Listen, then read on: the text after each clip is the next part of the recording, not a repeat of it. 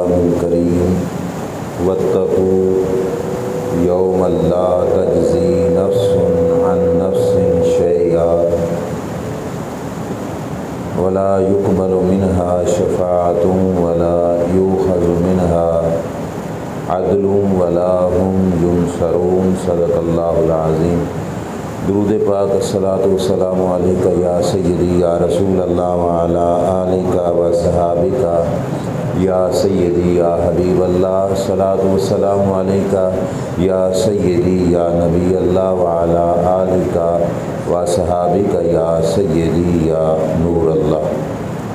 اللہ تعالیٰ جل شانہ کی توفیق سے اور رسول اکرم صلی اللہ تعالیٰ علیہ وآلہ وسلم کی نگاہ رحمت اور شفقت کے طفیل ہمیں ماہانہ درس قرآن میں حاضری کی سعادت نصیب ہو رہی ہے۔ آج سورہ بقرہ کی آیت نمبر 48 آپ حضرات کے سامنے تلاوت کرنے کا شرف حاصل کیا۔ جن حضرات کو تسلسل کے ساتھ حاضری کی سعادت نصیب ہوتی ہے ان کے علم میں ہے پچھلے ماہ سورہ بقرہ کی پچھلی آیت 47 پر چاند ایک معروضات آپ حضرات کے سامنے گوش گزار کی، اور اس سے اگلی آیت اللہ کریم نے پچھلی آیت میں بنی اسرائیل سے خطاب فرمایا اور بنی اسرائیل کو مخاطب کر کے فرمایا کہ اے بنی اسرائیل، میری نعمت کو یاد کرو جو انعام میں نے تم لوگوں پر کیا، اور سب سے بڑی نعمت یہ تھی کہ وَإِنِّي فَضَّلْتُكُمْ عَلَى الْعَالَمِينَ، کہ اس زمانے میں جتنے بھی لوگ تھے اے بنی اسرائیل میں نے تم کو سب لوگوں پر فضیلت عطا فرمائی۔ اب اس سے اگلی آیت میں اللہ کریم ارشاد فرماتا ہے وَاتَّقُوا يَوْمًا لَا تَجْزِي نَفْسٌ عَن نَفْسٍ شَيْئًا۔ دراصل یہ بنی اسرائیل کے مخاطب وہ لوگ تھے جو رسول اکرم صلی اللہ تعالیٰ علیہ وآلہ وسلم کے زمانہ اقدس میں حیات تھے، زندہ تھے، اور وہ لوگ رسول اکرم صلی اللہ تعالیٰ علیہ وآلہ وسلم کی مخالفت کر رہے تھے۔ یہودی علماء کتابیں پڑھنے کے باوجود تورات میں، زبور میں رسول کریم صلی اللہ تعالیٰ علیہ وآلہ وسلم کی شان صفتیں جان لینے کے باوجود اور ان صفات کے ساتھ حضور کو دیکھ کر پہچان لینے کے بھی باوجود حضور علیہ الصلوۃ والسلام کا انکار کرتے، تو اللہ کریم جل شانہ نے مسلسل پچھلی آیات میں ان لوگوں کو سمجھایا کہ اس عمل سے باز آ جاؤ، یہ اللہ کے سچے رسول ہیں، جیسے موسیٰ علیہ السلام یا عیسیٰ علیہ السلام اللہ کے نبی ہیں، یہی اس اللہ کے رسول اور نبی ہیں، یہ آخری نبی ہیں۔ تو اللہ کریم نے ان کو سمجھایا۔ اب ان کے اندر جو بیماری تھی وہ یہ تھی کہ اس زمانے کے اندر جو یہود کے علماء اپنے ماتحت لوگوں کو چندے بٹور کر ان سے نذرانے وصول کر کے ان کے اندر ایک بڑائی کی عادت بن چکی تھی، جس کی وجہ سے وہ یہ ناپسند کرتے تھے کہ ہم کسی کے تابع ہو کر غلام بن کے زندگی گزاریں، کہ اگر ہم رسول اللہ کا کلمہ پڑھ لیں گے صلی اللہ تعالیٰ علیہ وآلہ وسلم تو پھر ہمیں ان کے ماتحت رہنا پڑے گا، ہماری چودراہٹ ختم ہو جائے گی، یہ لوگ جو ہمارے ہاتھ پاؤں چومتے ہیں یہ سلسلہ ختم ہو جائے گا۔ اس واسطے وہ رسول کریم صلی اللہ تعالیٰ علیہ وآلہ وسلم سے دور تھے کہ وہ اپنے آپ کو سمجھتے تھے کہ ہم ہی بہت کچھ ہیں، اور اس بیس پر ان کے نظریے میں یہ بھی تھا کہ وہ اپنے ماتحتوں کو یہ کہتے کہ کوئی بات نہیں، تم بھی ان کا کلمہ نہ پڑھو، ہم تمہیں چھڑا لیں گے، اللہ کی بارگاہ سے ہم تمہیں بچا لیں گے۔ یہ سوچ اور یہ نظریہ دے کر وہ لوگوں کو پاگل بنا کر حضور علیہ الصلوۃ والسلام سے دور کر کے اپنے ساتھ ملائے ہوئے تھے۔ ایک تو یہ سوچ ان کی تھی، اور دوسرا یہ تھا کہ وہ یہ کہتے تھے کہ ہم تمہاری سفارش کریں گے اللہ کے حضور اور تمہیں وہاں پہ بچا لیں گے، اور ساتھ ساتھ یہ بھی ہوتا تھا کہ اگر کوئی تم پر پکڑ اور گرفت ہو بھی گئی تو ہم اس کا مواخذہ دے کر اللہ کی بارگاہ سے تمہیں بچائیں گے اور تمہاری مدد کریں گے۔ اس بیس پر وہ لوگوں کو حضور علیہ الصلوۃ والسلام سے دور رکھے ہوئے تھے۔ اللہ کریم نے پوری آیت اس بارے میں اتاری اور ان کے سوچ اور نظریے کا رد کر دیا۔ فرمایا واتقوا یوماً، کہ اے یہودیوں کے علماء، اے عیسائیوں کے پادریوں، اپنی اس سوچ سے بچ جاؤ، تم دوسروں کو کیا بچاؤ گے؟ واتقوا یوما لا تجزی نفس عن نفس شیئا، قیامت کا وہ دن ہے کہ جس دن کوئی جان کسی دوسری جان کا بدلہ نہیں دے سکے گی، کسی جان کو یہ نہیں حق حاصل ہوگا کہ وہ دوسرے کے لیے بچاؤ کا ذریعہ بن سکے، کسی دوسرے کا بدلہ چکا سکے۔ اللہ نے قرآن کے اندر اس مضمون کو کئی مقامات پر بیان کیا، وَلَا تَزِرُ وَازِرَةٌ وِزْرَ أُخْرَىٰ، ہر بندہ اپنے جرم کی سزا خود بھگتے گا، نہ ایک کی سزا دوسرے کو، نہ دوسرے کی سزا پہلے کو نہیں دی جائے گی، ہر بندے کو اپنا کیے کا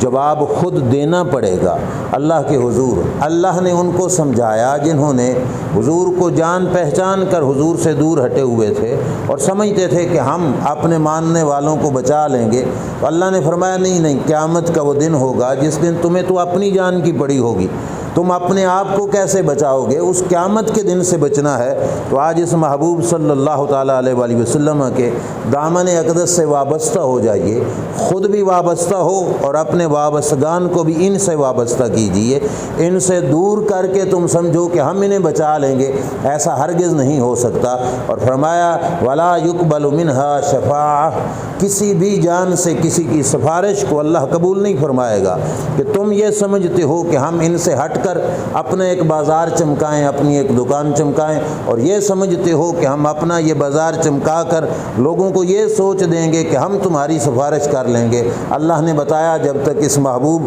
صلی اللہ علیہ وسلم کے لڑ نہیں لگو گے، ان کے دامن اقدس کو اپنے ہاتھوں میں تھام نہیں لوگے، اس وقت تک تم میں سے کوئی شخص سفارش کرنے کا حقدار بھی نہیں ہوگا، اور اس وقت کسی کو بولنے کا بھی حق حاصل نہیں ہوگا۔ اگر آج تم اس سوچ پر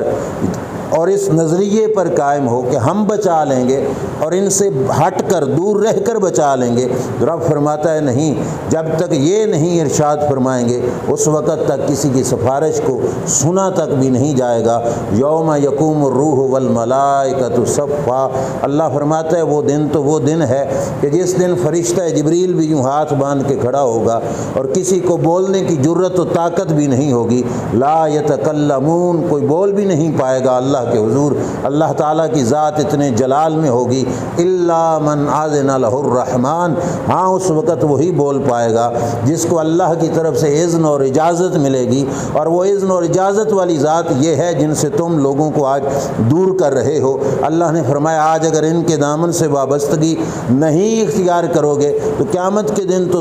تم رہے، جبریل امین بھی بعد میں بولے گا، پہلے اللہ کے رسول صلی اللہ علیہ وسلم دروازہ شفاعت اور دروازہ شفاعت کو کھولیں گے، تب وہ بولیں گے، تب وہ سفارش کریں گے۔ فرمایا لا یقبل منہا شفاعہ، کسی سے کسی کے بارے میں کوئی شفاعت قبول نہیں کی جائے گی، ولا یؤخذ منہا عدل ولا هم ینصرون، کسی ایک کو پکڑ کر دوسرے کی جان چھوڑ دی جائے یا دوسرے کو پکڑ کر پہلے کی جان چھوڑ دی جائے۔ فرمایا قیامت کے دن ایسا نہیں ہوگا، یہ دنیا داروں کا دھندا ہے، اللہ کی بارگاہ میں ایسا نہیں ہوگا۔ ولا هم ینصرون، اور کسی کی کوئی مدد نہیں کی جائے گی، اس دن ہر کسی کو اپنا حساب خود چکانا پڑے گا، اپنا حساب ادا کرنا پڑے گا۔ آیت کریمہ کا ترجمہ یہ تھا، اب اس آیت کا پس منظر سامنے رکھ کر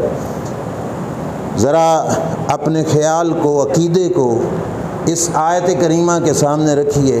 تو پھر سوچئے کہ جو ہمارا نظریہ و عقیدہ ہے یہ آیت کریمہ اس کے قطعاً خلاف نہیں۔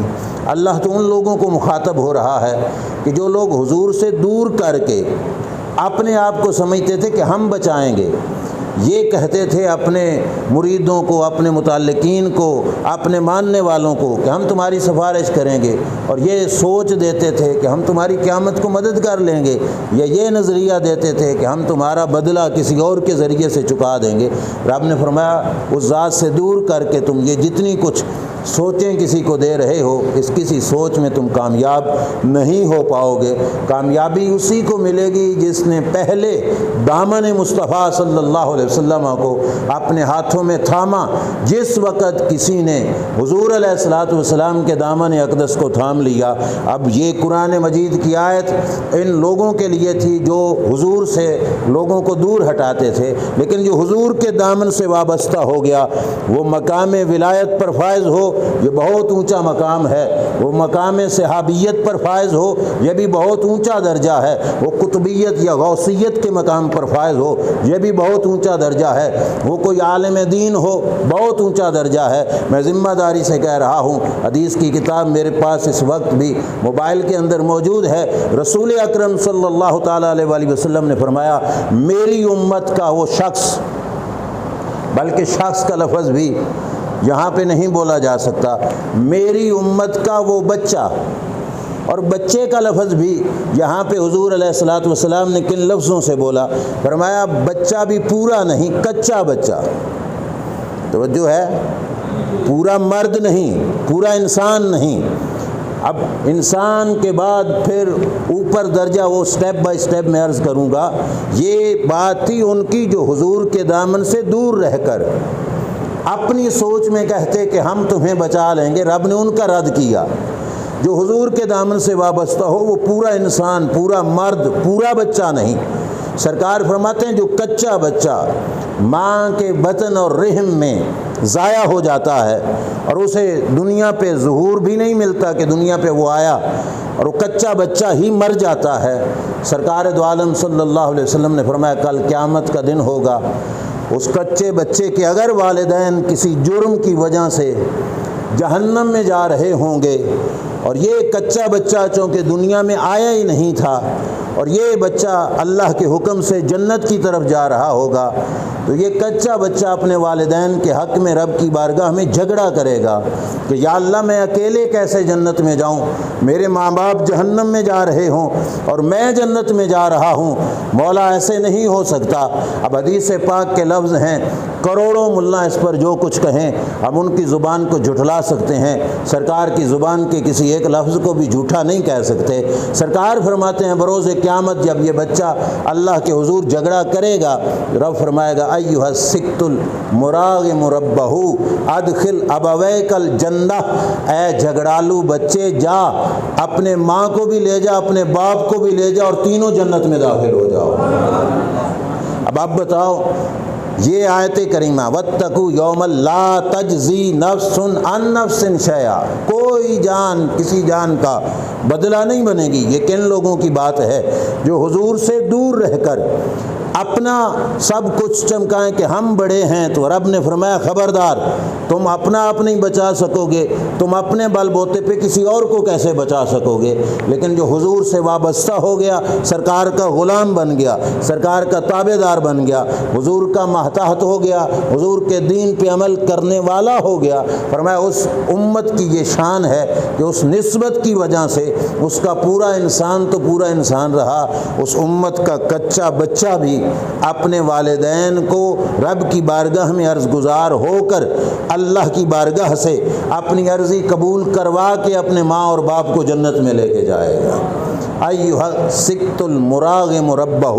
الفاظ بھی کتنے پیارے ہیں۔ سکت کہتے ہیں کچے بچے کو جو پورا نہ ہو، مراغم کہتے ہیں جھگڑالو کو، اور ربہ اپنے پروردگار سے جھگڑا کرنے والے وہ چھوٹے بچے۔ ادخل ابویک الجنہ، تو اپنے ماں اور باپ دونوں کو لے کر جنت میں چلا جا۔ اب اس سے پتہ چلتا ہے کہ یہ حضور کی نسبت کا یہ فیض ہے کہ جس وقت سرکار کی غلامی نصیب ہو جاتی ہے، ان غلاموں کے گھر میں آنے والا بچہ بھی اپنے ماں اور باپ کے لیے سفارشی بن جاتا ہے۔ یہ تو بچے کی بات، بیٹوں کو ویسے بھی لوگ فضیلت دیتے ہیں، بیٹیوں کو کچھ نہیں سمجھا جاتا تھا۔ رسول اکرم صلی اللہ تعالیٰ علیہ وآلہ وسلم نے اس حوالے سے حدیث بیان کی، اور سرکار دو عالم صلی اللہ علیہ وسلم کا فرمان، حضرت عائشہ صدیقہ رضی اللہ تعالیٰ عنہ کا گھر تھا، حضور علیہ الصلوۃ والسلام کے گھر مبارک میں ایک خاتون سوالی بن کے آئی اور رسول کریم صلی اللہ تعالیٰ علیہ وآلہ وسلم کے گھر سے اس نے کچھ مانگا۔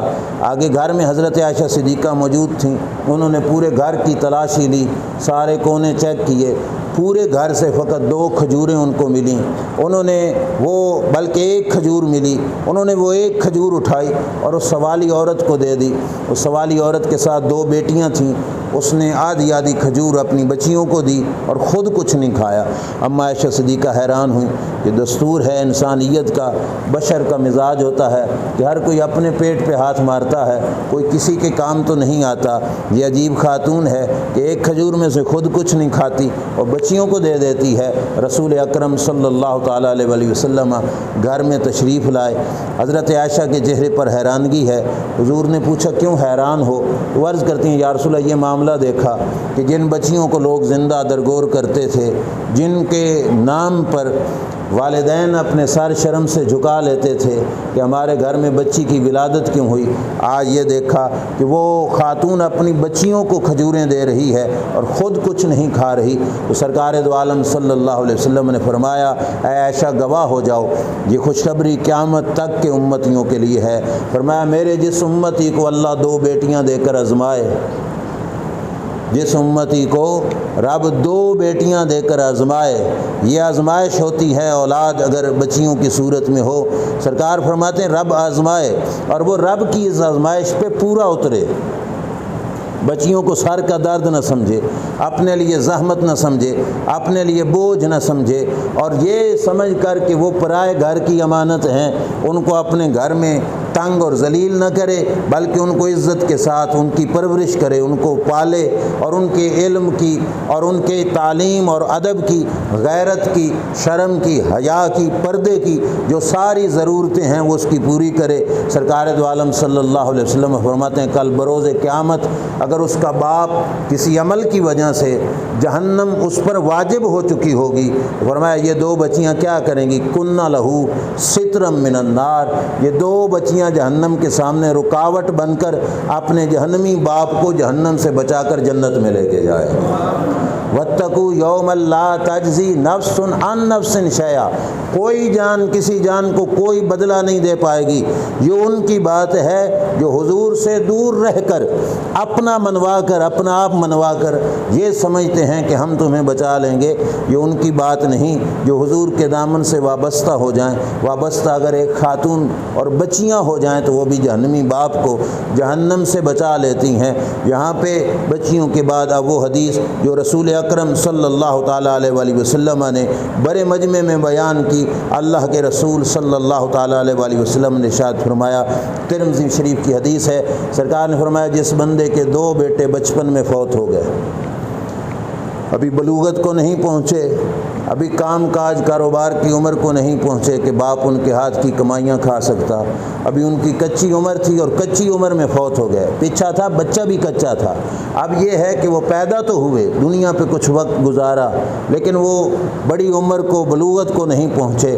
اب ان بچے سرکار فرماتے ہیں جس کے بچے فوت ہو جائیں اور اس کی حیاتی میں یعنی ابھی باپ زندہ تھا اور بچے اس سے پہلے فوت ہو گئے، یہ درد اور تکلیف وہی والدین جانتے ہیں جن کو یہ دکھ دیکھنا پڑا۔ لیکن اللہ کریم جل شانہ کے محبوب علیہ السلام فرماتے ہیں جس کے 2 بچے فوت ہو گئے، سرکار دو عالم صلی اللہ علیہ وسلم نے فرمایا ادخلہ اللہ بہما الجنہ،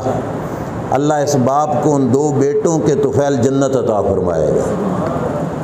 یہ مجمع کی تقریر تھی، سرکار نے صحابہ اکرام علیہ رضوان کو سنائی۔ اللہ کے رسول صلی اللہ تعالیٰ علیہ وآلہ وسلم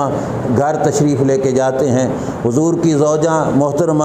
ام المومنین سیدہ طیبہ طاہرہ صدیقہ کائنات حضرت عائشہ صدیقہ رضی اللہ تعالیٰ عنہا بڑے پیار بھرے انداز میں عرض کرتی ہیں یا رسول اللہ وہ تقریر 2 بچوں کے بارے میں تھی کہ جس کے 2 بیٹے فوت ہو گئے، آپ فرماتے ہیں کہ ان کو والد کو یہ 2 بیٹے جنت میں لے کے جائیں گے۔ یا رسول اللہ صلی اللہ علیہ وسلم من کان لہو فراتن، جس کا ایک بچہ ہو، جس کا ایک بچہ ہو جو باپ کی زندگی میں دنیا سے چلا گیا، کیا یہ فضیلت اس کے لیے بھی ہے کہ نہیں، یہ شان اس کے لیے بھی ہے کہ نہیں؟ ام المومنین حضرت عائشہ صدیقہ رضی اللہ تعالیٰ عنہا سے سرکار دو عالم صلی اللہ علیہ وسلم نے ارشاد فرمایا عائشہ جس کا ایک بھی ہوگا اللہ اسے ایک کے صدقے سے بھی باپ کو جنت عطا فرمائے گا۔ اب ہم کروڑوں سلام بلکہ بے شمار سلام پیش کریں حضرت صدیقہ کائنات کی ذات اقدس کو کہ یہاں پہ چپ ہو جاتی تو حدیث یہاں تک ہی رہتی، لیکن صدقے اس ذات اقدس کے کہ جنہوں نے حضور سے اگلا سوال بھی کیا سرکار دو عالم صلی اللہ تعالیٰ علیہ وآلہ وسلم سے عرض کرنے لگیں یا رسول اللہ صلی اللہ علیہ وسلم، یہ بات سن کر تو صاحب اولاد فخر کریں گے، اور کوئی بیچارہ بے اولاد ہوا تو اس کا کیا بنے گا؟ میرے کریم آقا صلی اللہ تعالیٰ علیہ وآلہ وسلم سے عرض کرنے لگیں من لم یکن لہ فرۃ من امتی کا، یا رسول اللہ جس کا کوئی بچہ اس کے جانے سے پہلے فوت نہ ہوا،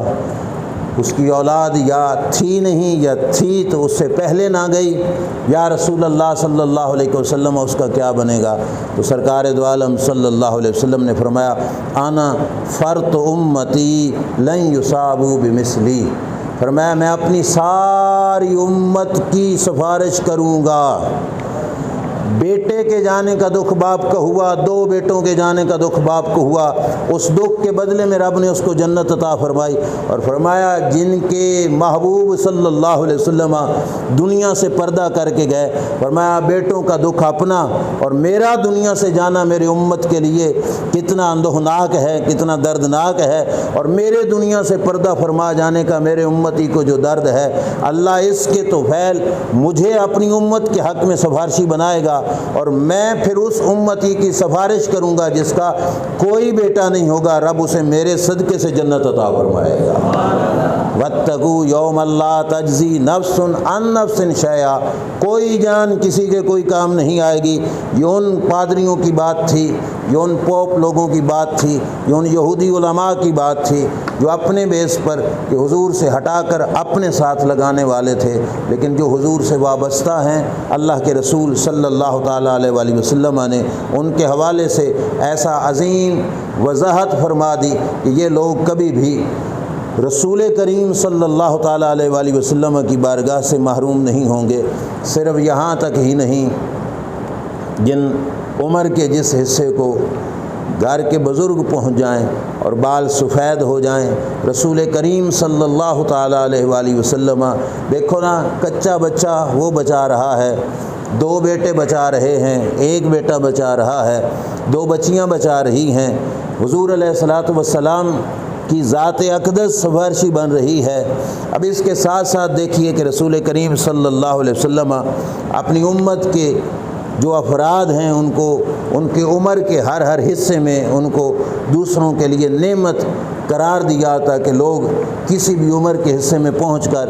دوسرے حصے میں جانے والوں کو حقیر نہ سمجھیں، بڑھاپے میں جانے والے بچوں کو حقیر نہ سمجھیں کہ یہ سفارشی بننے والے ہیں، اور ماں اور باپ ہو کر بچیوں کو حقیر نہ سمجھیں کہ یہ سفارشی بننے والے ہیں، اور جوان ہو کر بوڑھوں کو حقیر نہ سمجھیں، کیونکہ سرکار دو عالم صلی اللہ تعالیٰ علیہ وآلہ وسلم نے فرمایا انکم ترزقون بدعفائکم وتنصرون وتمطرون، سرکار نے فرمایا آسمان کے دروازوں سے تمہارے مقدر کا رزق اترتا ہے تو تمہارے بزرگوں کے صدقے سے اترتا ہے۔ اب بیٹا یہ نہ سمجھے کہ میں کما رہا ہوں اور ابا مفت میں کھا رہا ہے، بابا ویلا بیٹھ کر میری کمائی کھا رہا ہے۔ اللہ کے رسول صلی اللہ علیہ وسلم نے فرمایا تیری قسمت کا رزق اگر تیرے مقدر میں پہنچتا ہے تو تیرے بابے کے صدقے سے پہنچتا ہے۔ سمجھ آ رہی ہے کہ نہیں؟ وَتُمْتَرُونَ وَتُنْصَرُونَ، یہ تینوں الفاظ ہیں۔ فرمایا آسمان سے رحمت برستی ہے تو ان بزرگوں کے طفیل ہی برستی ہے، اور فرمایا تمہاری زندگی میں تمہیں کوئی مشکل بن پائے اور اس مشکل گھڑی میں جو رب تمہاری مدد کر دیتا ہے، اچانک غیب سے مدد آ گئی اور تمہاری مشکل حل ہو گئی، تم سمجھتے ہو پتہ نہیں کیا ہوا، فرمایا یہ کیا ہوا نہیں، یہ تمہارا بابا تمہارے لیے دعا کر رہا تھا، اس بابے کے صدقے سے اللہ نے تمہاری مدد فرما دی ہے۔ بارش اتری، مدد ہوئی، رزق ملا، تمہارے گھر والے بابے کے صدقے سے ملا ہے۔ اب حدیث کے اس لفظ پہ غور کر کے اس سوچ کا بھی رد ہوتا ہے کہ جنہوں نے سمجھا کہ بابا شے ہی کوئی نہیں ہے اور بابے کی کوئی حیثیت ہی نہیں ہے، اور وہ بڑے فخر سے کہتے ہیں بابے کوئی شے نہیں ہے، اور اس بابے کی لسٹ میں وہ فرید الدین گنج شکر کو لاتے ہیں یا داتا علی حجویری کو لاتے ہیں۔ ذرا حدیث پڑھیے تو ان سے پوچھیے کہ فرید الدین گنج شکر تو بڑی شان والے، علی حجویری بڑے مقام والے، یہ شانیں تو رب ہمارے گھر میں بیٹھے ہوئے بابے کو بھی اللہ عطا فرماتا ہے، اور اس کا مقام و مرتبہ یہ ہے کہ اللہ اس کے صدقے سے کرم نوازیوں کے دروازے کھول دیتا ہے۔ اور جو آیت کریمہ میں اگلے الفاظ ہیں ولا یقبل منہا شفاعہ، اللہ تعالیٰ کسی کی سفارش کو قبول نہیں فرمائے گا۔ اب اس کا ہرگز یہ مطلب نہیں کہ کسی کی بھی سفارش کو قبول نہیں فرمائے گا، اس کا مطلب یہ ہے کہ جو حضور سے ہٹ کر اپنا آپ منوانے والے ہیں ان میں سے کسی کی بھی اللہ تعالیٰ سفارش اور شفاعت کو قبول نہیں فرمائے گا۔ جو سمجھے کہ میں حضور سے دشمنی کر کے سرکار کی راہ سے راستہ جدا کر کے اپنا الگ بازار بنا کر اپنی الگ سوچ بنا کر میں اپنے مریدوں کو شفاعت کر کے لے جاؤں گا، فرمایا نہیں، تمہیں اس وقت تک کوئی اختیار نہیں ملے گا جب تک تمہارے گلے میں غلامی مصطفیٰ کا پٹا نہیں ہوگا۔ ولا یقبل منہا شفاعہ، کسی سے کوئی سفارش قبول نہیں ہوگی،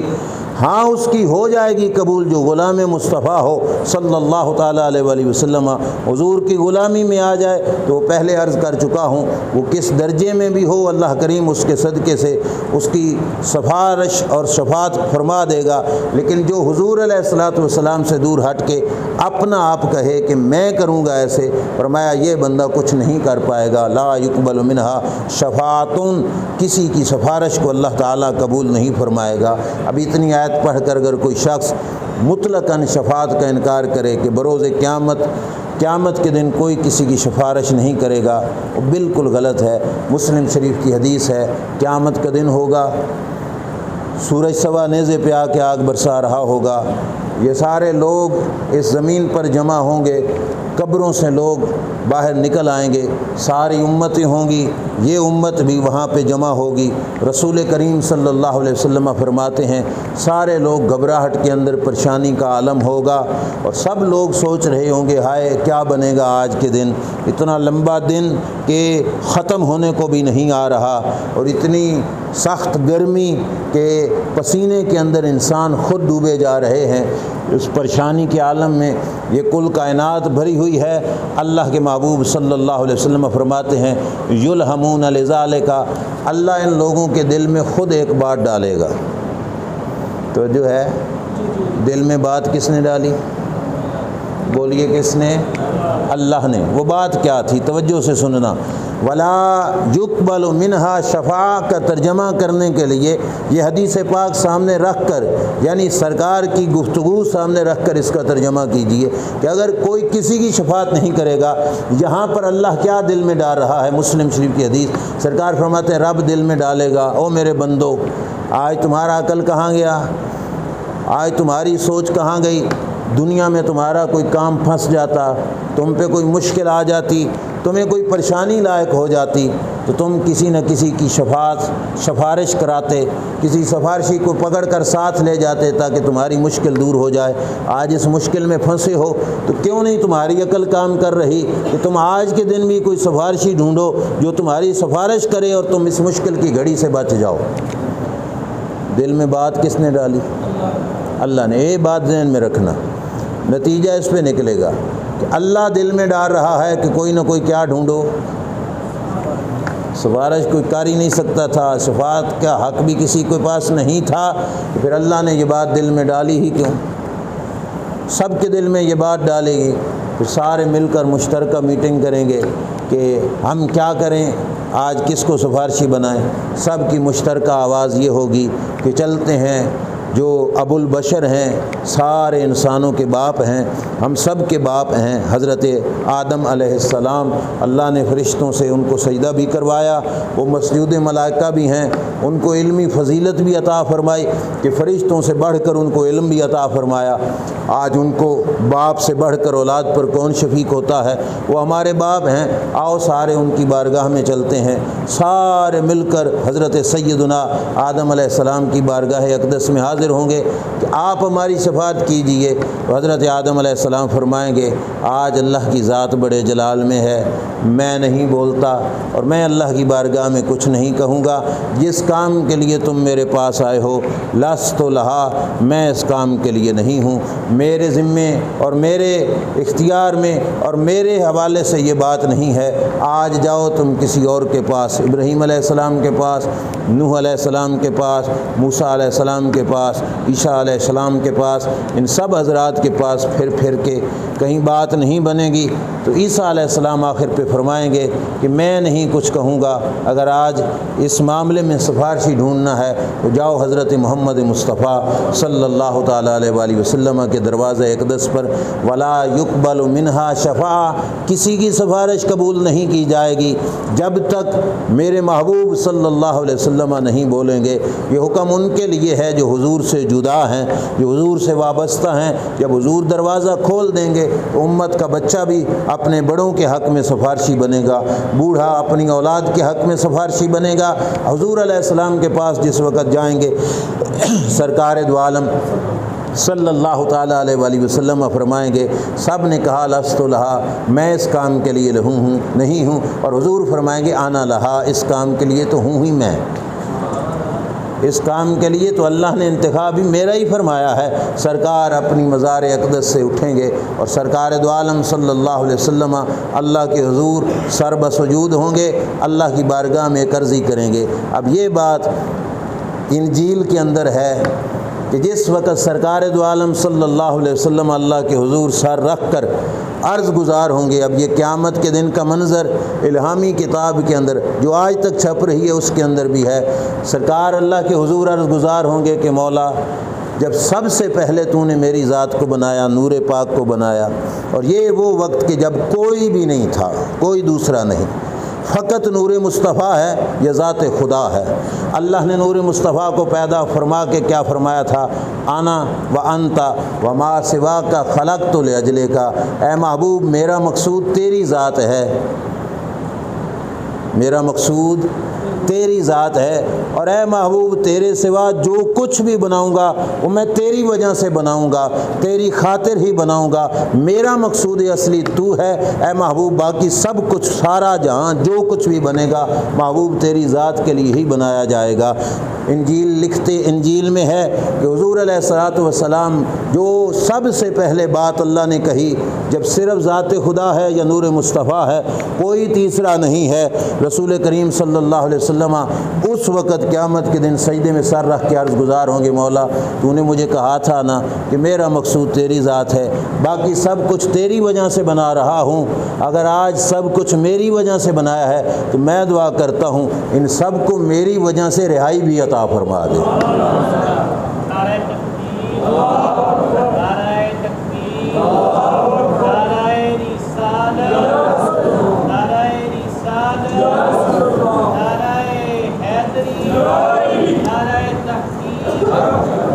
توجہ فرمائیے،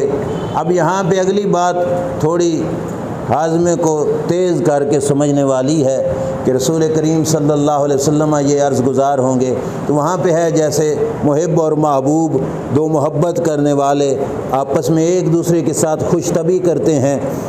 ہنسی مذاق والی صورت کرتے ہیں، خوش طبعی اور خوش کرتے کے لیے جیسے ایک محبوب اپنے محب محبوب سے کوئی نہ کوئی بات کرتا ہے، اللہ اس محبت والے انداز میں اپنے محبوب سے فرمائے گا میں نے یہ بات آپ سے کہی تھی، اس پر کوئی گواہ لائیے کہ میں نے آپ کو یہ کہا تھا۔ توجہ ہے؟ آپ اس بات پر کوئی گواہ لائیے کہ میں نے یہ بات آپ کو کہی تھی، اور کہا کب تھا؟ جب کوئی تیسرا نہیں تھا۔ آپ اس بات پر گواہ لائیے کہ میں نے آپ کو یہ کہا تھا۔ اب دیکھیے رب بھی جانتا ہے کہ جب میں نے پیدا کسی کو نہیں کیا تھا تو تیسرا آیا کہاں سے؟ جب تیسرا تھا نہیں تو گواہ کون بنے گا؟ لیکن رب ایک حکمت کے تحت اپنے محبوب سے فرما رہا ہے، وہ حکمت آگے پوری بات ہوگی تو نظر آئے گی۔ اللہ فرمائے گا کوئی گواہ لائیے کہ میں نے آپ کو یہ کہا تھا۔ سرکار دو عالم صلی اللہ علیہ وسلم جہاں پہ سجدہ ریز ہوئے وہاں سے واپس پلٹیں گے۔ آج انبیاء بھی کھڑے ہیں، یوم یقوم الروح والملائکۃ صفا لا یتکلمون मुसल्लमून, फरिश्ते भी खड़े हैं, सारे इंतज़ार में हैं कि इनकी वजह से आज बिगड़ी बननी है। सरकार वापस पलटेंगे, अम्बिया इकराम अलैहिमुस्सलाम से हुजूर फरमाएंगे बात तो मैं करके आया हूँ, अब तुम ये गवाही दे दो कि अल्लाह ने ये मुझे कहा था, तो फिर देखो कि अल्लाह मामला मेरे हाथ में दे देगा और बिगड़ी सब की ही बन जाएगी। अम्बिया अर्ज़ करने लगे कौन सी गवाही? तो हुजूर फरमाएंगे गवाही ये दे दो कि अल्लाह ने मुझे बनाकर ये मुझसे कहा था कि मेरा महबूब मेरा मकसूद तू है, बाकी सब कुछ मैं तेरी ज़ात के लिए बनाऊँगा। ये बात जब हुजूर ने कही तो अम्बिया इकराम तैयार हो गए, आदम अलैहिस्सलाम, इब्राहीम अलैहिस्सलाम के हम गवाही देते हैं कि अल्लाह ने आपको ये कहा था। अब अल्लाह के हुजूर जब ये गवाही पहुँचेगी, अल्लाह ताला फरमाएगा महबूब सल्लल्लाहु अलैहि वसल्लम अर्श की दाईं जानिब कुर्सी है, उस कुर्सी पे बैठ जाइए, वो है मकाम महमूद और हशर का सारा मामला महबूब तेरे हाथ में है। जो कहोगे वो सुना जाएगा, जो फरमाओगे वो माना जाएगा, जिसकी शफाअत करोगे आपकी सिफारिश को कबूल फरमा लिया जाएगा। अर्श की दाएं जानिब कुर्सी पे अल्लाह के रसूल बैठ जाएंगे, वो मकाम महमूद की कुर्सी और उस पर हुजूर अलैहिस्सलातु वस्सलाम जलवा अफरोज़ होंगे। ये है वो मकाम महमूद जिसकी दुआ कुरान हम अज़ान के बाद भी करते हैं और कुरान भी बताता है असा यब आसा का रब्बु का मकामम महमूदा, मकाम महमूद पर अल्लाह ताला अपने महबूब सल्लल्लाहु अलैहि वसल्लम को पहुँचाएगा। मैं आपसे एक बात पूछता हूँ, फिर बात को समेटने की तरफ भी आते हैं। अल्लाह ने फरमाया गवाह लाओ, सरकार गए गवाह ढूंढने के लिए, अम्बिया गवाही देने पर तैयार हो गए और था उस वक़्त तीसरा कोई नहीं। अम्बिया गवाही देने पर तैयार हो गए। अब सोचना, थोड़ा सा हौसले से बात को समझने की कोशिश करना, जब था कोई नहीं तो गवाह कैसे बन गए? आजकल की तो हालात में जो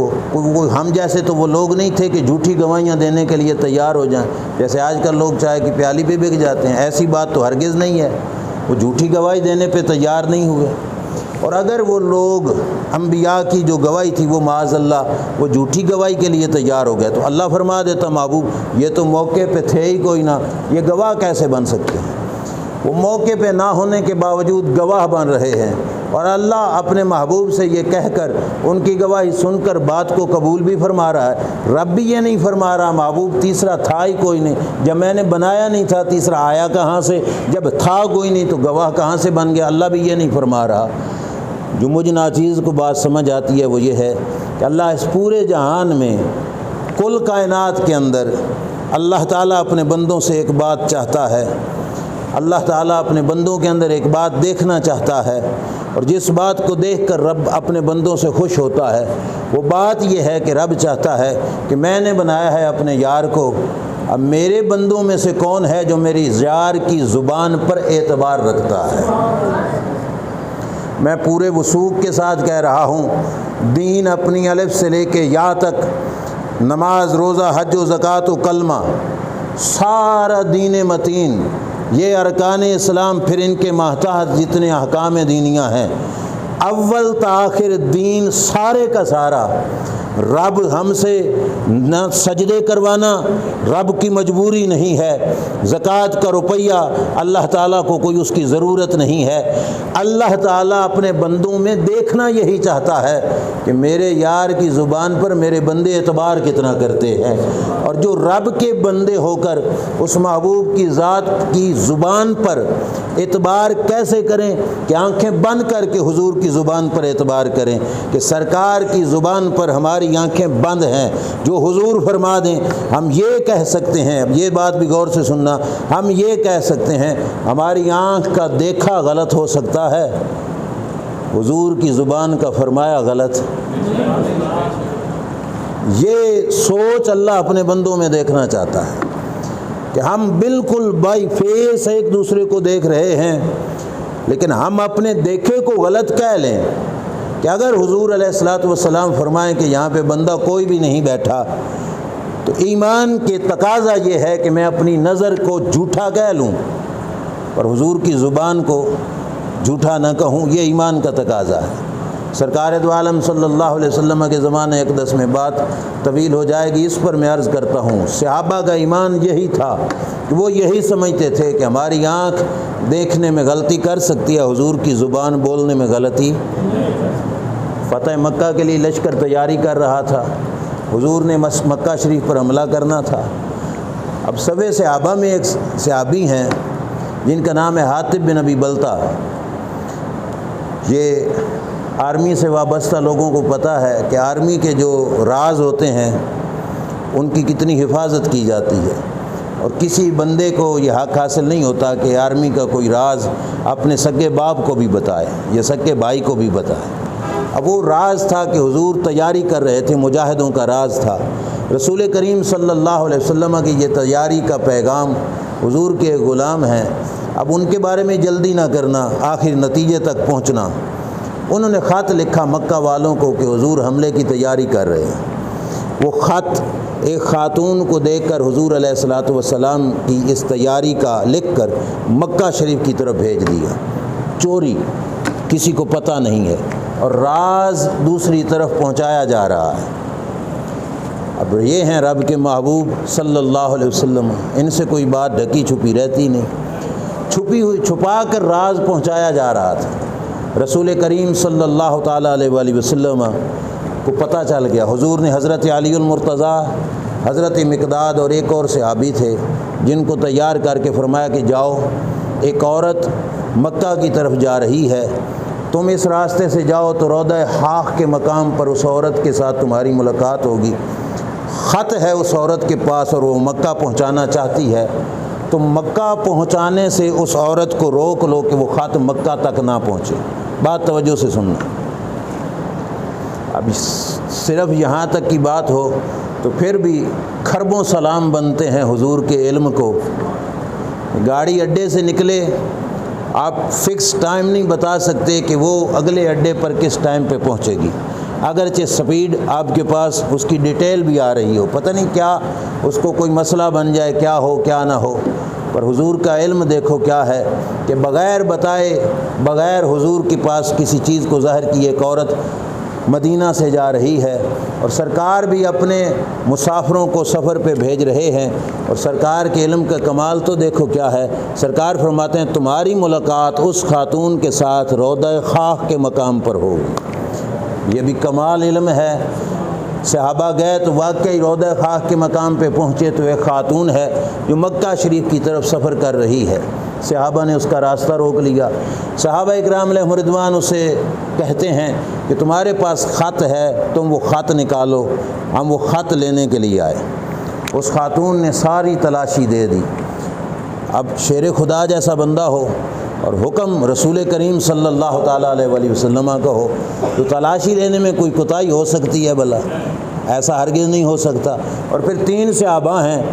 اور ایک خاتون، تلاشی لے لی، تلاشی کے اندر خط نہیں نکلا، خط نہیں نکلا اس خاتون کے پاس، اور وہ آگے سے بدستور یہ کہہ رہی ہے کہ میرے پاس خط ہے ہی نہیں۔ اب وہی بات جو میں نے آپ کے سامنے کہی تھی کہ رب چاہتا ہے کہ میرے بندے میرے محبوب کی زبان پر اتنا اعتبار کریں کہ آنکھوں کے دیکھے کو جھوٹا کہہ دیں پر حضور کی زبان کو جھوٹا نہ کہیں۔ اب یہ صحابہ آمنے سامنے فیس ٹو فیس اس خاتون کی تلاشی لے رہے ہیں اور خط نہیں نکل رہا، اور خاتون بھی کہے جا رہی ہے میرے پاس خط نہیں ہے۔ صحابہ نے پتہ کیا کہا؟ صحابہ نے کہا ہمیں یقین ہے کہ خط تمہارے پاس ہے، یا تو خط نکالو یا پھر ہم تمہارے کپڑوں میں ہاتھ ڈال کر پھر خط نکالیں گے۔ اب وہ اس وقت بے شک جاسوسی کا کام کر رہی تھی، لیکن غیرت اس عورت میں پھر بھی تھی کہ میرے کپڑوں میں میرے بدن کو کوئی ہاتھ نہ لگائے۔ جس وقت یہ کہا تو اس وقت اس عورت نے بالوں کے جوڑے میں یہاں جو بال لپیٹے ہوئے تھے ان کے اندر خط چھپایا ہوا تھا، وہ خط نکالا اور حضور کے غلاموں کے سپرد کر دیا۔ بات عرض کرنے کا مقصد یہ ہے کہ آنکھوں دیکھی بات اتنا یقین نہیں جتنا وہ کئی میل بیٹھی حضور کی زبان اقدس پہ صحابہ کو یقین ہے، کہ وہ کہتے ہیں کہ دیکھا بے شک ہے کہ نہیں ہے، لیکن سنا یہ ہے کہ ہے اس کے پاس۔ تو کہا ہم اپنے دیکھے پر نہیں اتنا اعتبار کر رہے جتنا ان کی زبان پر اعتبار کر رہے ہیں۔ جب انہوں نے فرما دیا ہے تو بس ہے، ہم پکے ہیں اس بات پر کہ ہے خط اس کے پاس۔ یہ ہے زبان مصطفیٰ صلی اللہ تعالیٰ علیہ وآلہ وسلم کے اعتبار، اور اللہ تعالیٰ اپنے بندوں میں یہی بات دیکھنا چاہتا ہے۔ اچھا حدیث پوری کروں کیونکہ ہو سکتا ہے کسی کے ذہن میں یہ شبہ نہ رہے کہ صحابی ہو کر انہوں نے حضور کا راز کیوں افشا کیا۔ خط لے کر حضور علیہ الصلوۃ والسلام کے پاس پہنچے، نبی کریم علیہ الصلوۃ والسلام نے خط کھولا، حاطب بن ابی بلتہ کی لکھائی، حاطب بن ابی بلتہ کی طرف سے سرکار دو عالم صلی اللہ علیہ وسلم نے بڑے مجمع میں پوچھا یہ خط تمہارا ہے؟ صدقے سے آبا تمہاری سچائی پر کہ اگر معاذ اللہ کوئی غداری ہوتی یا اندر میں کچھ ایسا معاملہ ہوتا تو بات کو چھپایا جاتا، لیکن سر عام مجمع میں عرض کیا یا رسول اللہ جی ہاں خط میرا ہے، میں نے ہی لکھا ہے، لیکن میری پوری بات سن لینا پھر فیصلہ کرنا۔ حضور علیہ الصلوۃ والسلام کی بارگاہ میں اتنی بات کہی، حضرت عمر رضی اللہ تعالیٰ عنہ نے تلوار کھینچی، عرض کرنے لگے یا رسول اللہ مجھے اجازت دو میں اس کا سر اتاروں کہ اس نے ہمارا آرمی کا راز باہر پہنچانے کی، لیک کرنے کی کوشش کی، مجھے اس سر اتارنے کی اجازت دے دیجیے۔ سرکار دو عالم صلی اللہ تعالیٰ علیہ وآلہ وسلم نے فرمایا اے عمر اب توجہ سے یہ بات سننا۔ سرکار نے فرمایا اے عمر اما علمت انہ شاہد بدرا،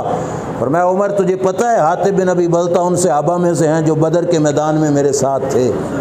یہ بدری صحابی ہیں جنہوں نے بدر کے مقام پر میرے کندھے سے کندھا جوڑ کر وہ 313 مجاہد جنہوں نے 1000 کا مقابلہ کیا ہے یہ ان جانثاروں میں سے ہے، تجھے پتہ ہے یہ بدر والوں میں سے ہے۔ اور ساتھ ہی اللہ کے محبوب علیہ الصلوۃ والسلام نے فرمایا کہ تجھے پتہ ہے کہ اللہ نے بدر والوں کو عظمت کیا عطا فرمائی ہے کہ رب نے فرمایا ہے جتنے بدر میں حضور کے ساتھی تھے رب فرماتا ہے میں ان سے حساب نہیں لوں گا، ان کو بغیر حساب کے ہی جنت عطا فرماؤں گا۔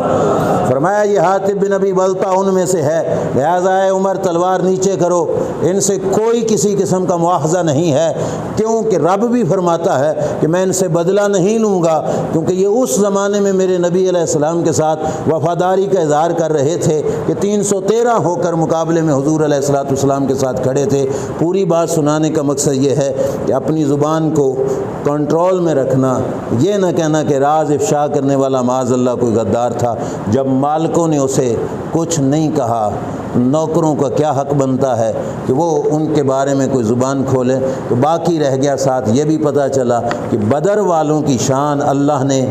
سب سے جدا بنائی ہے کہ سرکار نے باقاعدہ طور پر ان کے بارے میں فرمایا کہ یہ بدری صحابی ہے، اور بدر والوں کا مقام یہ ہے کہ اللہ نے ان کو جنت کی گارنٹی عطا فرمائی ہے، وہ جنت میں ہی جائیں گے، اللہ ان سے حساب و کتاب نہیں لے گا۔ تو بہرحال نتیجہ اور خلاصہ پوری گفتگو کا یہ ہے کہ قرآن کریم میں واتقوا یوم لا تجزی نفس عن نفس شیئا کی آیت کریمہ کا مطلب وہ یہودیوں کے علماء جنہوں نے اپنی پیری اپنی جو ہے ان کے سامنے سرداری چمکانے کے لیے کہا تھا حضور کے پاس نہ جاؤ ہم تمہیں بچا لیں گے، تو رب نے فرمایا تم حضور سے ہٹ کر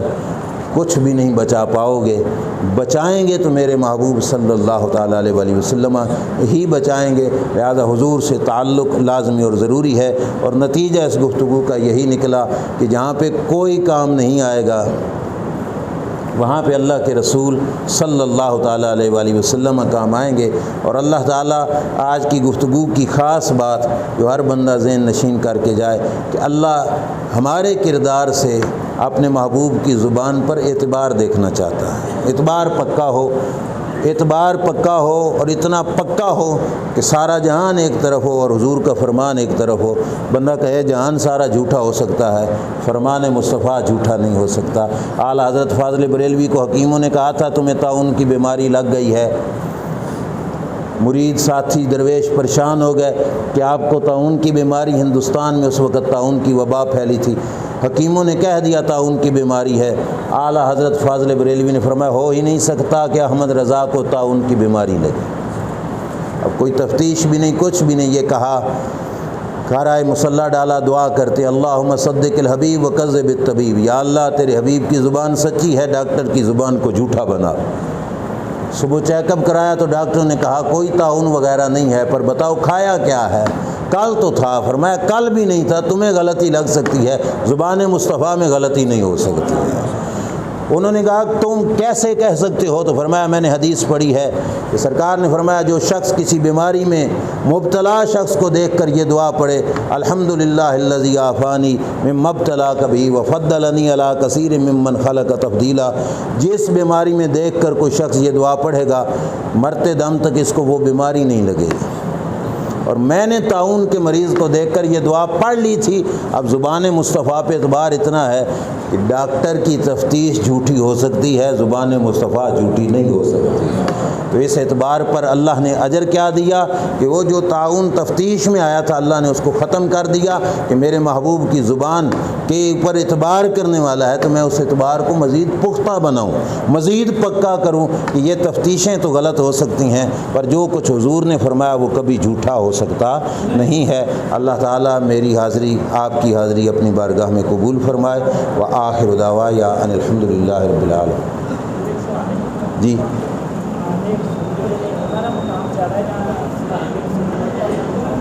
جی جی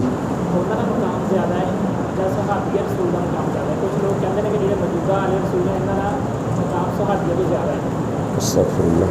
اچھا شاہ صاحب کا سوال یہ ہے کہ حضور کی اولاد جو آج کے زمانہ میں ہیں یعنی سادات اکرام ان کا مقام زیادہ ہے یا اصحاب رسول جو حضور علیہ الصلاۃ والسلام کی صحبت سے فیض یاب ہوئے ان کا مقام و مرتبہ زیادہ ہے؟ امت کے تمام تر امت کا اس بات پر اجماع ہے کہ وہ حضرات جن کو سرکار کی صحبت کا شرف نصیب ہوا، وہ اول تا آخر جتنے بھی حضرات ہیں جو حضور علیہ الصلاۃ والسلام کی صحبت سے فیض یاب ہو کر صحابی بنے ہیں، قیامت تک تابعین تبع تابعین اور بعد کے جتنے بھی لوگ ہیں وہ خربوں کے حساب سے بھی مل جائیں کسی ایک صحابی کے پاؤں کی خاک کی برابری بھی نہیں کر سکتے، کیونکہ صحابہ اکرام علیہ رضوان کا جو مقام ہے وہ صحبت مصطفیٰ صلی اللہ تعالیٰ علیہ وآلہ وسلم کے طفیل سے ہے۔ اور سرکار دو عالم صلی اللہ علیہ وسلم نے فرمایا تم میں سے بہترین وہی ہے جس نے مجھے دیکھا، اور پھر فرمایا وہ جس نے میرے دیکھنے والے کو دیکھا، اور پھر وہ جس نے میرے دیکھنے والے کے دیکھنے والے کو دیکھا وہ، اور سرکار دو عالم صلی اللہ تعالیٰ علیہ وآلہ وسلم کے اصحاب کے برابر کوئی بھی نہیں ہو سکتا،